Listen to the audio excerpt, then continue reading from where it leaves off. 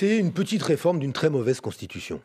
Voilà. En tout cas, au sens de l'organisation des pouvoirs dans la Ve République.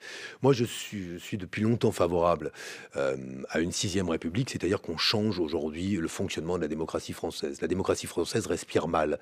Elle est aujourd'hui, on le voit à travers l'exercice hyper centralisé du pouvoir, elle permet une forme, non pas de monarchie constitutionnelle, mais on se rapproche beaucoup d'un exercice très personnel Mais du la pouvoir. proportionnelle, elle peut permettre de mieux respirer, par exemple?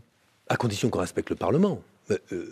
Si vous supprimez le droit d'amendement, mais que vous mettez la proportionnelle, ça ne change pas.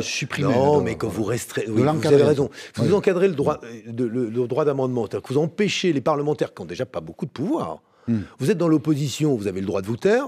Vous êtes dans la majorité, vous avez aussi le droit de vous taire. Vous pouvez parler, mais objectivement, seul l'exécutif détermine comment son texte évoluera, quel sera le contenu de la loi. Il y a une forme de colère chez vous à propos d'un peu tout. Hein, non, c'est pas. Je trouve qu'il y a quelque chose qui dans une période qui est habitée par l'obscurantisme, le complotisme, la xénophobie, le nationalisme, je pense qu'il faut apporter du soin à la vie démocratique.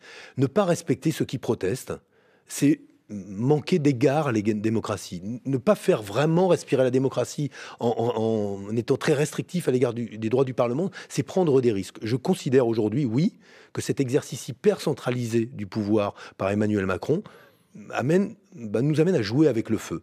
Je crois qu'il faut être très attentif à la qualité de la vie démocratique. Et je m'inquiète de ces évolutions-là, dès lors que finalement, j'étais pour moi la dose de proportionnelle. Je suis favorable d'ailleurs à ce qu'il y ait moins de parlementaires, à condition qu'on donne des pouvoirs au Parlement. Or, il n'y a aucun contre-pouvoir sérieux aujourd'hui dans la Ve République.